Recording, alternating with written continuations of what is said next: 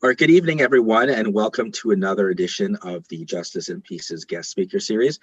Today we have the Honourable Tony Clement joining us. Now, he's a former Canadian federal politician and a former member of Parliament for Parry Sound, Muskoka in Ontario. He served as the Federal Minister of Health and Minister for the Federal Economic Development Initiative for Northern Ontario. He also later served as President of the Treasury Board. Now, before entering federal politics, he served as an Ontario cabinet minister as well, including as the Minister of Health and Long-Term Care. So thank you very much, Honourable Tony Clement, for joining us. I'm sure. Now, perhaps maybe you can kind of go and expand maybe on that for anyone who didn't join us the last time, a bit about your political background, and let's maybe start with your time here in Ontario as a cabinet minister and member of provincial parliament.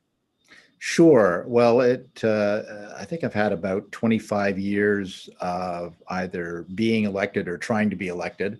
So that's a long journey. And it started even before that when I was a party volunteer in the PC party, working in elections, became president of the Ontario PC party, and also president of the National Party as well. So those were things that I did while being a lawyer or a business person. And so my professional journey intersected with a political journey. And then I threw caution to the winds and ran for election in 1995 in the provincial riding of Brampton South, and won at that time. And that's when it all started. So it's been a really big part of, the biggest part of my life. There's no question about it, at least my non-personal life. And then certainly, even though I am outside of elected politics now, I still care about my country and my province and the world. And so find ways to be active that way, including my media personality, my media perch, as well as being involved in the last Conservative leadership race by supporting Aaron O'Toole. So, yeah, once it's in your blood, it's hard to get rid of it. That's for sure. And perhaps maybe you can share the different experiences. I think it's certainly there have been quite a few politicians who kind of make the jump from provincial to federal, but I don't know if there's that many who have been in both cabinets. So can you maybe share how those experiences were similar or different from your time on provincial politics versus in federal politics? There are indeed similarities and also differences. So similarities, you're in a parliamentary system. That doesn't change whether you're in the Ontario legislature or the Parliament of Canada, although there is the upper house federally, which you don't have provincially. That's another layer of complexity for sure. Being in a cabinet is very similar. But being in a cabinet, you are, in some ways, the makeup of cabinet and how cabinet functions and how cabinet government functions is really up to the personality of what I would say the first minister, either the premier or the prime minister. And I had three first ministers in whose cabinets I was there. Mike Harris, Ernie Eves provincially in Ontario, and then Stephen Harper nationally. And they all had their own ways of doing things, and you had to adapt to that. It's within the same framework of cabinet responsibility, but the overlay of their individual ways of doing things certainly had an impact. So, but the basic foundations of it is cabinet responsibility, having to be accountable to the legislature or parliament, going before parliamentary committees, going through the ringer of the questions by the opposition members, those kinds of things, standing up for question period, being ready for any and all questions in question period. None of that is different. In fact, it's very similar. So right now in certainly all over the world, but specifically here in Ontario and in Canada, we're dealing with COVID-19. And when you were in a similar role, as the Ontario Minister of Health, right, we were dealing with SARS at that time. So can you maybe share some background of what that was like? And certainly you have a perspective that no one else does of dealing with worldwide pandemic. Yeah, again, similarities and differences. Certainly, the scope of it in 2003 with SARS was a lot less than obviously its impact to Canada now and to the world.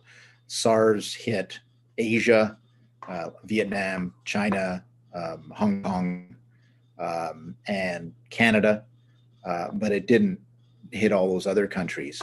Now, it was much more lethal. It was a 10% mortality rate, but it was harder to catch in most circumstances than COVID-19 appears to be.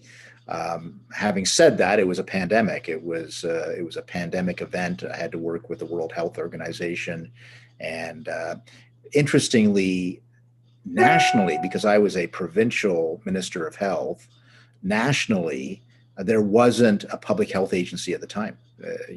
We see Theresa Tam every day.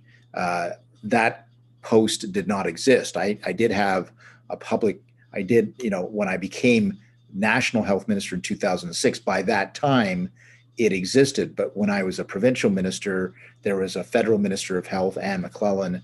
There was no Theresa Tam equivalent. And so therefore we were kind of on our own. We didn't have this whole federal infrastructure in place. That came after SARS as one of the recommendations of SARS, one of the lessons learned. And obviously that's been a lot more helpful than it was in 2003 by its very existence. Now, with it, how many, again, maybe to look back at in 2003, how many people are involved, let's say within cabinet, as well as consulting with doctors about kind of making the decisions of how we're going to try to contain the spread of SARS at that time? Yeah, there was an infrastructure. Obviously, I had a public health officer, chief medical officer of health, Dr. Colin Dacuna was his name.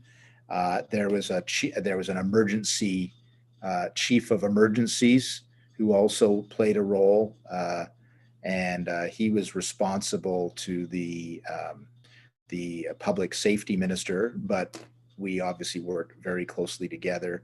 And then because that SARS was a Toronto-centric outbreak, the chief medical officer of health for Toronto was also very intimately involved with us, as well as the epidemiologists. I think of Alison McGeer, the late Don Lowe. These are epidemiologists in Toronto at the time.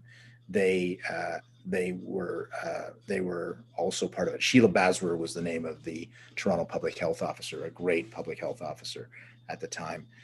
So that was the kind of the core group. But I was talking to hospital presidents all the time. I was talking to deliverers of healthcare all the time. I was talking to my fellow health ministers across the country all the time. So while it was a little bit of a lonely existence, I did have those conversations.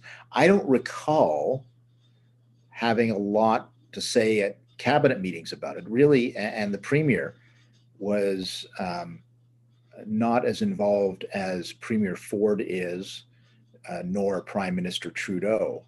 So my recollection was I was given the ball to run with, and obviously, if I had failed, I would have been easily hung out to dry. But basically, it was my responsibility as health minister. I had all the powers and authorities under the Quarantine Act and the Public Health Act. So I was, basically there to do the job that I had to do. Now, what about the other moving parts? Now, certainly not to the extent today, but I see the guitars on your wall. I'm reminded of SARS stock there. Yeah. But there was a big hit to tourism in Toronto and certainly Ontario and Canada as an extent to that too. But was that involved in anything in terms of the economy of maybe what can we do to kind of stem that from happening in light of the fact that we do have SARS going on? No, I never felt any pressure to change my decisions because of tourism or the economy. I mean, there was a period in Toronto where the streets were empty, even during the SARS outbreak, and certainly areas in, around the the Chinatowns, the Chinese communities, very empty because they saw it as a pandemic from China. I'm sure that sounds familiar.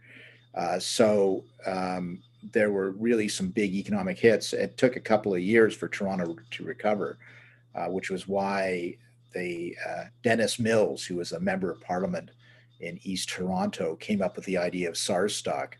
At Downsview Park have the Rolling Stones and AC/DC and like a dozen other bands. Bachman Turner Overdrive and Justin Timberlake. It was quite a potpourri of popular musicians. And so I remember Dennis coming to me and saying, "Hey, I've got this idea of this concert that's going to reopen Toronto. We're going to do it in July at Downsview Park, have 500,000 people there." I said, "Okay, great. Yeah, how are you going to do that?" "Oh, I'm going to convince the Prime Minister to fund it." So he went to Jean Chrétien and somehow finagled $3 million to fund the concert promotion, to sign the acts, to get it all set up, and it worked. And it was an incredible show to everyone that Toronto was back. Now, could you imagine doing that now? And that's one of the memes I've seen on SARS versus COVID. At SARS, after we felt SARS was over, we had 500,000 people in one venue for a rock and roll show. That's how Grandpa dealt with the pandemic versus what's happening now, which is like no live music for the foreseeable future, at least in a venue like that. So, but that was because, when I had to make the decisions, they were purely on public health decisions. They're on public health platforms. My job wasn't to counterbalance that with the economy. My job was to assist in the public health crisis. And if somebody wanted to intervene on the basis of the economy, that never happened in my case. Now, of course, there's this, because it's a much longer epidemic with less end in sight, the interplay between the economy and our public health issues is being played out a lot more than it did in 2003. So let's look at maybe now, if you were in, let's say, the role of the same role today, what do you think, maybe you can provide some insight of what would happen in terms of now dealing with all these other parts like that? Even in Muskoka, where there's no cases in the last week, they may want to do things differently if it's not affecting them in the same way it's affecting the greater Toronto area. Yeah, I think that's what Doug Ford is trying to do, whether he says it or doesn't say it. That's what he's doing. So his language now in month 8 of the pandemic is, we're going to do whatever is necessary, and if we have to lock down again, we'll lock down again. He's saying that all the time. But what he's doing is, at least now, as of this precise moment, very different. He's looking at it region by region. He's not doing a blanket lockdown, blanket close all businesses, blanket close all schools. He's not doing that. He's doing it, if we have to tighten a quarter turn of the screwdriver here, we'll do that. But we're not going to shut down everything all at once again. That's where his mind is right now. You can tell. Why do I say that? I'm looking at what is actually happening versus what he's saying. And I know there's an immense pressure on him, lockdown, lockdown, lockdown. But, let me say this, and I'm saying this this is not to disregard our public health people who have just a heck of a job they've got to do. It's an incredibly tough job. But when the saying, when you're a hammer, everything looks like a nail. We're kind of in that phase of the pandemic. What do we do? The cases are going up. Oh, we'll lock down. What about doing something else? No, we got to lock down. That's the only debate that's happening, lockdown or no lockdown. And to me, there's got to be a bigger menu of public policy choices than just, playing whack-a-mole with this virus. Every time there's a spike in cases, locked down again, we can't continue to do that. I know everybody's waiting for the vaccine. We have some hopes that it'll be effective, but we really don't know until it's distributed. Let's face it. So I think the politicians who are trying to save the economy from utter destruction, where no one has a job, are trying to balance it and thread the needle, even if their rhetoric doesn't reference that. So do you think it would be a challenge, let's say, if people from Toronto came up to their cottages now in Muskoka and they may have COVID-19, or is that sort of just noise there to kind of distract from the fact that we can regionalize it and deal with it from a Toronto perspective or Hamilton or? Sure. I mean, well, we had that concern. I'm speaking as a Muskokan now, resident of Muskoka here in beautiful downtown Port Sydney, population 700. As you reference, right now we've gone, I think, 6 days without a new case. So we're not seeing the exponential growth that they're seeing in Brampton or Hamilton or Toronto, et cetera. So in April, we had the same debate. We were very concerned about, residents of Toronto coming up to their cottage. They did anyway. How are you going to stop them? You're not going to put a blockade on Highway 11. So they came to their cottages, and the result was not terrible. I mean, I don't know of any instances where they transmitted. Most people picked up their groceries in Toronto, drove to their cottage, and stayed in their cottage. So, that's why shouldn't they be able to do that? It's their property. So as long as they're not endangering anyone or as long as they're not being stupid, I don't have a problem with that. Now, interestingly, some people did have a problem with that in Muskoka. Oh, why are these people coming from Toronto? How dare they, go back? And then there was a big debate in our communities because others were saying, no, these are people who have property here. They have a right to be here. As long as they're sensible and safe, you're welcome here. So that kind of played out in the media and amongst the mayors and other people. And I think Doug Ford at times was saying, don't go to your cottage. And then he went to his cottage anyway. So, it's really tough to tell people not to go to their cottage. Let's put it that way.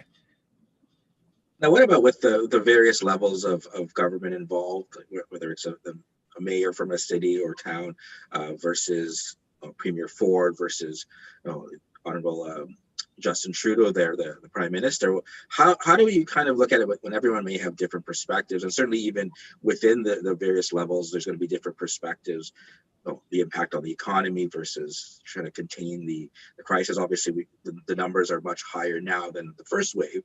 So how, if you had the same role today, how would that kind of work with the different structures in place? Or is it just trying to convince everyone that we're all trying to solve this together, and sort of partisan politics or differences of opinion here are only going to take away from all of that? Say a couple of things. First of all, there's a huge pressure on the politicians to get along.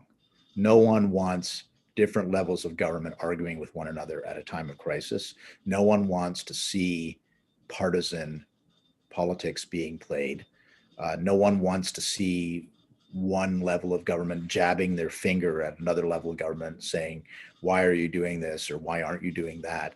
So there's a real pressure on the politicians to play nice and to work together. So that's the inherent ability of the democratic structures that we have to force good behavior. So I think that's the first thing. The second thing is, quite frankly, the federal government doesn't have the levers of power when it comes to the public health crisis. Those are with the provinces. They're the ones who ultimately run the hospitals. They're the ones who talk to the doctors and nurses. They're the ones who allocate health and human resources within the healthcare system. The federal government can be helpful by writing a check, but they don't run the system. Now, what they can run is the economy. So as you saw, most of Justin Trudeau's announcements were, with CERB or all the various programs in place to help people eke out a living in a COVID situation. And that's where he's having more influence. He can have influence by phoning up the premiers, which he's done. I think they had a call a couple days ago, or maybe even last night, and he can use his power to convene. It's called the convening power, where you if you're the one convening the meeting, you have some influence. And so Prime Minister convenes a meeting, he has some influence at the meeting. But ultimately, those decisions are made by the provincial premiers and their health ministers. Like, if you're still in that role today, is there anything you personally, I mean, certainly just speaking as Tony Clement from Muskoka, but anything you would try doing differently, or you think what we've been doing in response to the numbers has been effective? I would have done some things differently, but look, I would have been much more serious at the border a lot earlier on. I wouldn't have had initial messaging which said low risk, low risk, low risk, and then all of a sudden light my hair on fire and say, oh my gosh, there's a big risk. I think that confused people, and then we ran out of toilet paper as a result. These kinds of things. So those were early on, but ultimately it's tough. It's a tough business doing this. I have a lot of time for those in authority, because I was one myself, for the tough decisions that they have to make. So I'm not going to be picky. Would I have done some things differently? Sure. But ultimately, they have more information than I do. I know what the pressures they're under, and they're doing the best they can. Is Canada a leader in the world contra COVID? No, we're not a leader in the world. Are we the worst in the world? No, we're not the worst in the world. Kind of 19th or 20th in the world. Yeah, but we have a porous border. We're not an island. We're a country with a federal system. It's not unitary, and we have a lot of things going against us when it comes to a pandemic, as much as for us. So I got to cut the decision makers some slack. What about the financial impact? So eventually, there's going to be a vaccine, and hopefully it's going to be effective, and we're going to be able to return, whatever the new normal is going to be. But what are ways that we can look at certainly getting back to that, and dealing with the financial crisis essentially that this is going to create in terms of, is it something as simple as we got to raise taxes significantly to kind of pay back through the spending at this time, or is there any other thing maybe you can provide some insight of what you think needs to be done? Well, JP, I hate to be a pessimist, but I think this is going to take years and years to sort out. There's been a lot of talk about, wow, I didn't know government could do all these things. Isn't that great? Yeah, it's great, except, we have almost zero interest rates. It's easy to borrow money that you don't have when there's no cost of money, or very little cost of money, to be exact. And what is the technique? It's called quantitative easing. It means that your central bank buys the bonds of your government, which is got the printing press going overtime, printing those bonds, because they're spending a lot of money, and they need. So your central bank is basically financing your deficits, because no one else is buying those bonds right now. So that works okay, as long as people believe that the government of Canada is good for that money. But at some point, you're going to have to redeem those bonds. Now, in the United States, they have an added advantage. They have what is called the reserve currency of the world. The United States dollar is in demand, and it's in demand everywhere in the world, not just in the United States. And so it's the reserve currency. So they can keep printing dollars, and people will snap up the US dollar. Now, will that go forever? Just ask the British. The British pound was the reserve currency, and now it's most definitely not the reserve currency. So, but there's no currency in the horizon, not the Chinese currency, not the euro, that can replace the US dollar. So for as long as that lasts, they can keep printing money, and the Federal Reserve in the United States can keep buying US bonds. Canada, less so.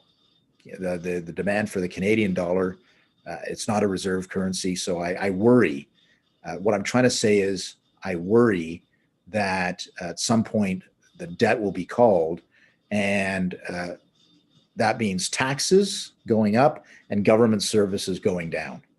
That's ultimately how you have to pay for that. There's no other way to do so. So I'm hoping against hope that this will be a long and drawn out process rather than a short and painful process. You mentioned the United States, and certainly earlier this month there was the big election there. Oh, really? How even maybe with before returning back to today, how much does that impact government decisions based on your time in politics? Well, there's something that we have no control of here in Canada. How does that affect in terms of planning policies or ideas that are going to roll out here in Canada, knowing that it could switch from Democrat to Republican or back during the U.S. election? Yeah, I mean, it takes it's a big policy consideration, no question about it. So the Canadian government has been planning for months on the contingency that the White House changes to Joe Biden from Donald Trump. They've been wargaming it out for weeks and weeks. And it has an impact on climate policy, on taxation policy, on trade policy, on oil and gas, all these areas and more. So, and then they have to calculate it based on the observation that it looks like the Republicans will still control the Senate, and that the Democrats hold in the House of Representatives not as strong as it used to be as in the current Congress. So these are all factors too, because they an impact on U.S. decision making. So it's a very complex Rubik's Cube, and you can earn a lot of money being a consultant trying to figure out how the U.S. political system works, because it's a very complex political system. And Canadians, when we're good at it, can get stuff done. Like our former ambassador, Dave McNaughton, whom I know personally. He's a Liberal, and he was Trudeau's first ambassador to the U.S. Very adept at reading the room and figuring out how Canada can put its best foot forward in a chaotic situation, which was Washington. Yeah, I mean, that's a big growth area, and there's lots of people trying to figure out right now, okay, how do we get Canada's political, economic interests front and center in the Washington that'll get sworn in on January 20th? Right. So essentially having to have multiple different scenarios, as you mentioned, there's part of the planning. So now that, well, not 100% for sure of what's going to happen there. There's always a little twister with the Electoral College, and I think votes are still being counted. But let's say now we have, and certainly with the Senate, there's still the possibility in Georgia there that it could still it could be switched back to a Democratic control. But let's say with what we have President Biden, you have the Republicans with control of the Senate, and the Democrats still have control of the House, albeit a little smaller number. What direct impact is that going to have now for Canadian government and Canadians in terms of what we're going to do next here? Well, I think we've always got to have a very sophisticated approach to this. So you've got to be able to engage the White House, but you also have to engage with the House Speaker and with the Senate Majority Leader, and you have to engage with the state houses, because they Michigan, Ohio, Florida, New York State, all of these state houses have a huge impact on trade flows. 2/3 of the U.S. states, their number one trading partner is Canada. So you got to have influence with them. In this past April, Doug Ford was going to host the National Governors Association, which is the U.S. governors meet twice a year. And they might be Salt Lake City, might be New Orleans, might be wherever. They were going to meet in Toronto. The National Governors Association was going to meet in Toronto last April. Doug Ford was going to host it. It was going to be a huge moment for Ontario to host that. Of course, COVID happened and it didn't happen. But that's the right approach, is to, and guess what? Most governors are much more liked than whoever the US president is or whoever the House Speaker is. Most people love their governors. So they have authority, and they have the public on their side. So all I'm saying is it's not a unidimensional approach to Canadian issues. And then each individual premier has got to get out there. Jason Kenney's out there on oil and gas, and Doug Ford's out there on manufacturing, and François Legault has a whole roster of Quebecers dedicated to advancing Quebec's interest in the United States of America. They do a very good job of it. So that's the playing surface right now, JP. It's very complex, and Canadians have to be good at it. And with the backdrop there of it's going to take time to get over the pandemic, and certainly with the issues with the border, how does sort of that all play into sort of rebuilding and strengthening sort of trade there, as you mentioned, when we got to have this kind of looming over our shoulder as well? You mean the border closure? Yes. Yeah. I mean, that's a big hurdle. No question about it. That has to be solved as soon as possible. I guess maybe the vaccine will hopefully be part of the solution very quickly, because we can't go on having this stop-start at the border. It's very injurious to our economic stability. So I would agree with you that that's got to be one of the top issues for sure. Do you think there's a way to kind of lessen the sort of controls there at the border without opening up even more wider spread? I mean, or is that kind of, it comes, you get what you get with, you got to make that decision there. It's going to have an impact on one aspect or the other. Yeah, I'm not confident that it wouldn't have any impact. I think it'll have a big impact. So I think the situation in the States has to be more under control, and then you can consider it, maybe step by step. But it's not. I think 85% of Canadians want the border closed for the time being. Now, does everybody know what the impact of that is? No. But I think our tourism industry would not agree with that. But that's where Canadians are now. They just see what they look at the United States as a clown car right now, and they don't want to have anything to do with it until that's settled down a little bit. All right, so let's maybe turn back here to just dealing with COVID-19. What have you learned maybe in the 8 months, maybe personally, you could share with my students, of adapting to such a big seismic change that kind of seemingly came out of nowhere? How have you personally been dealing with it, and do you think this new normal, whenever we get the vaccine, or is that we're going to see a lot of change with just the way we do business or the way we kind of interact with one another? Yeah, I'll start with the personal and get to the general. I mean, personally, I've had to adapt. There's no question about it. I was just starting my startup businesses. I have a half a dozen startups that I'm involved in. And I was starting to do my Boom and Bust TV show and my podcast, and all of that changed. In-person meetings were not happening, and we're all on Zoom a lot.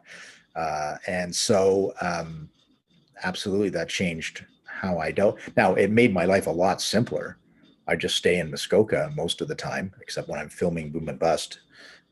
But other than that, I stay in Muskoka and have my Zoom meetings and my phone calls and, advance. I have a business that's just starting up called Maytree Health, and I'm a director on the board of this new healthcare business, PPE and technology and so on.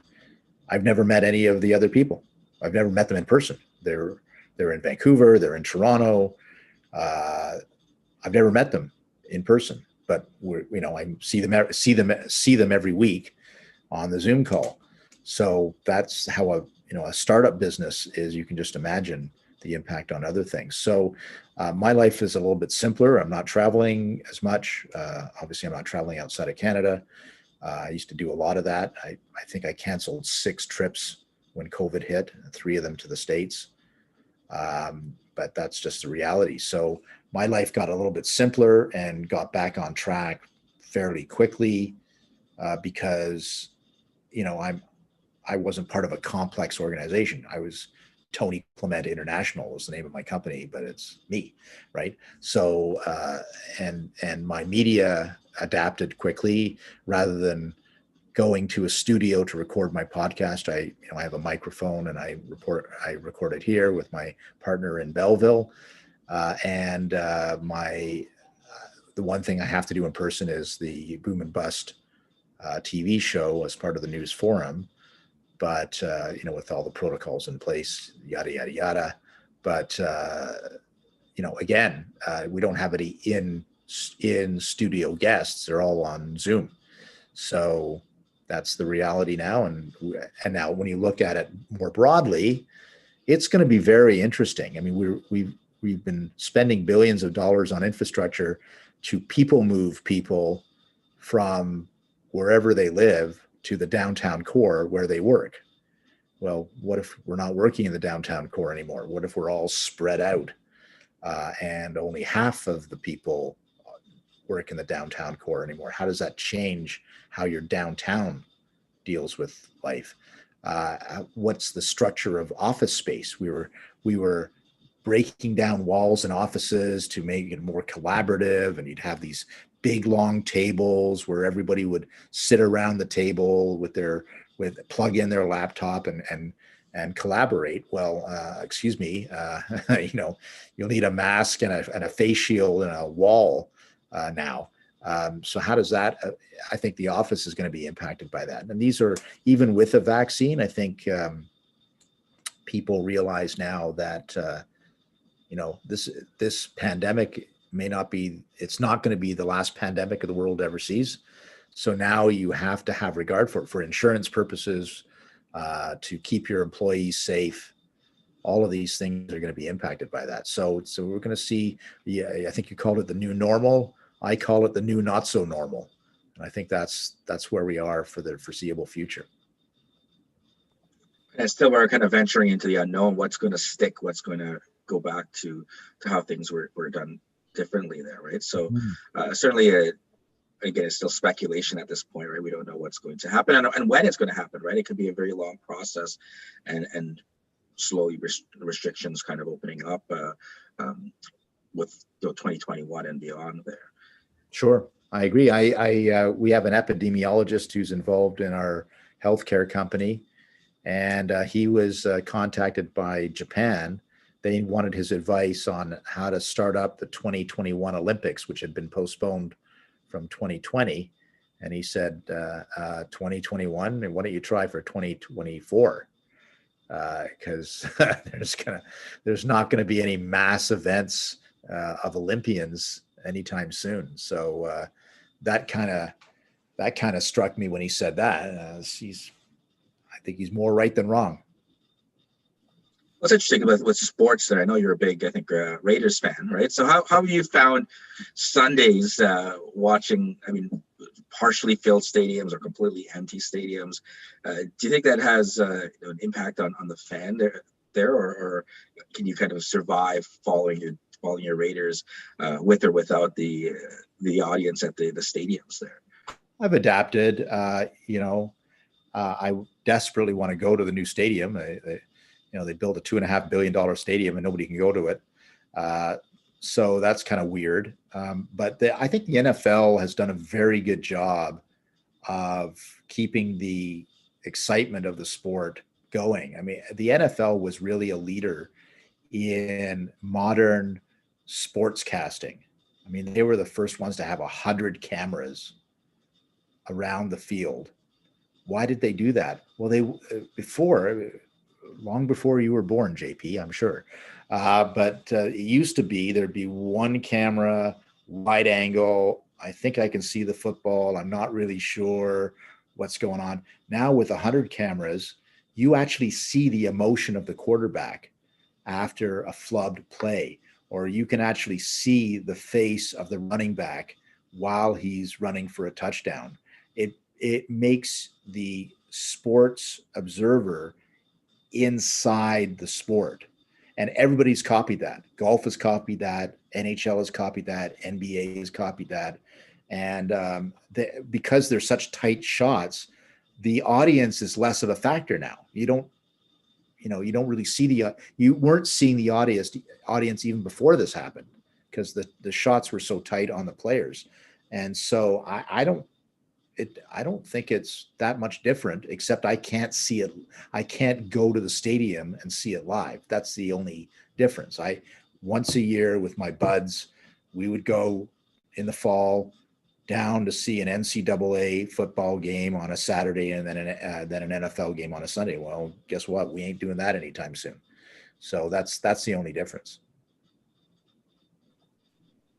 And how do you think the Raiders? I mean, they're 5-3 right now. How do you think the rest of the season's going to play out for your squad? Well, if you look at their schedule, JP, are you a Raiders fan? You're asking a lot of questions about the Raiders there. No, I know you are.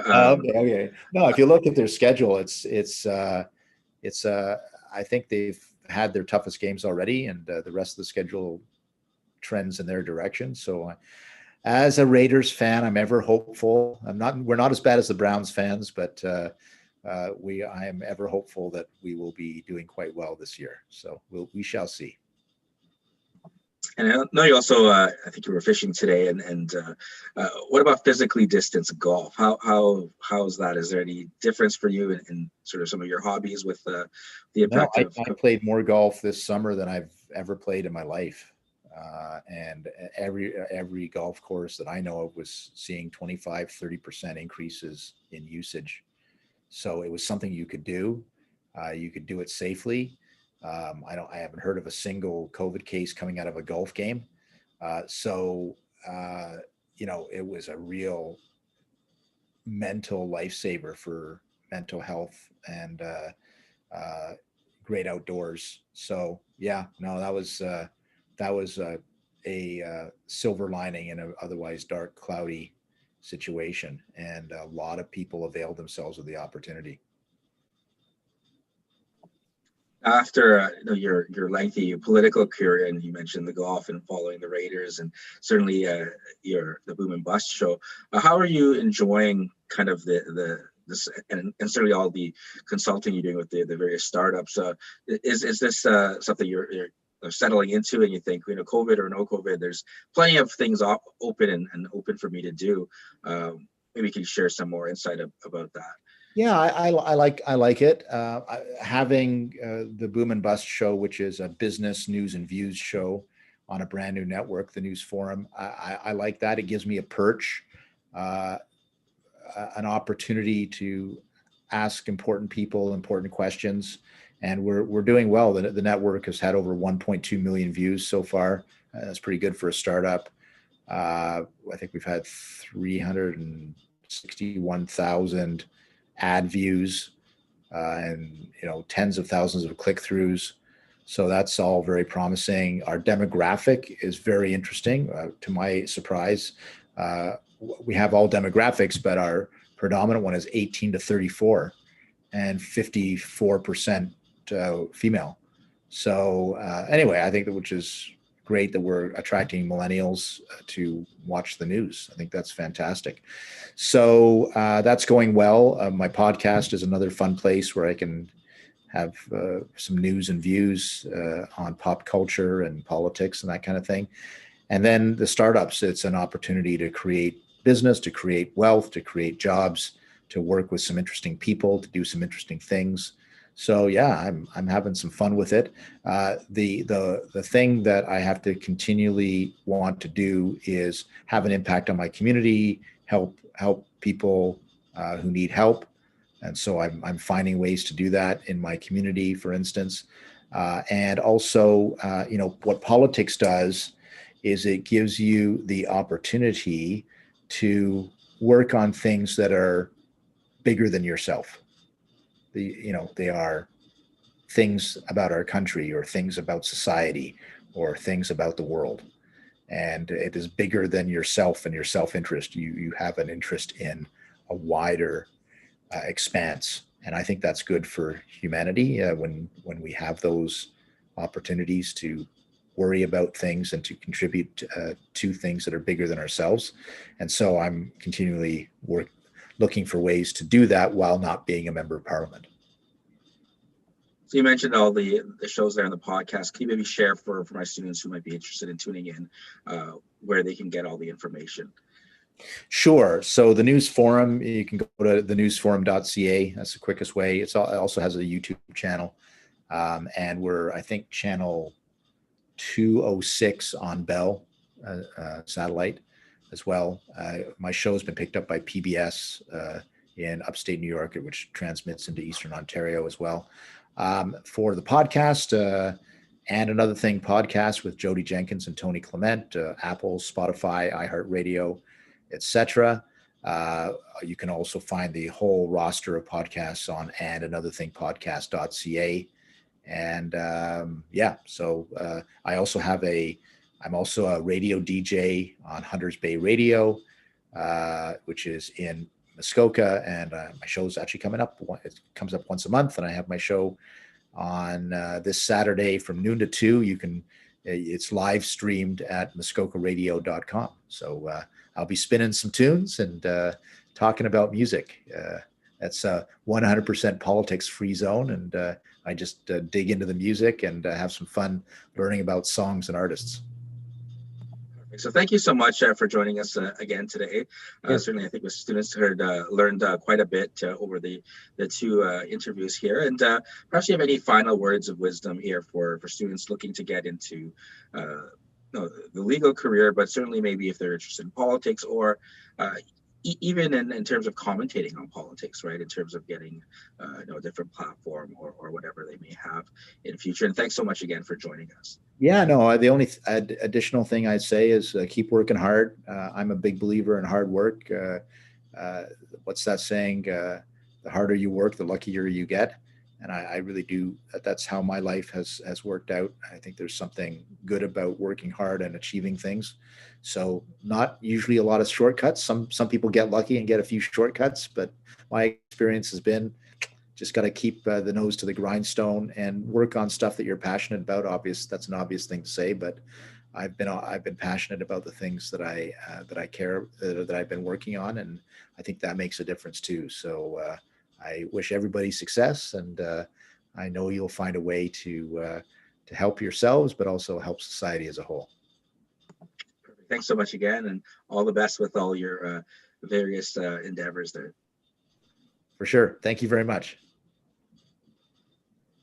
Thank you, Honorable Tony, and thank you, JP. Have a wonderful weekend. Thank you. You too.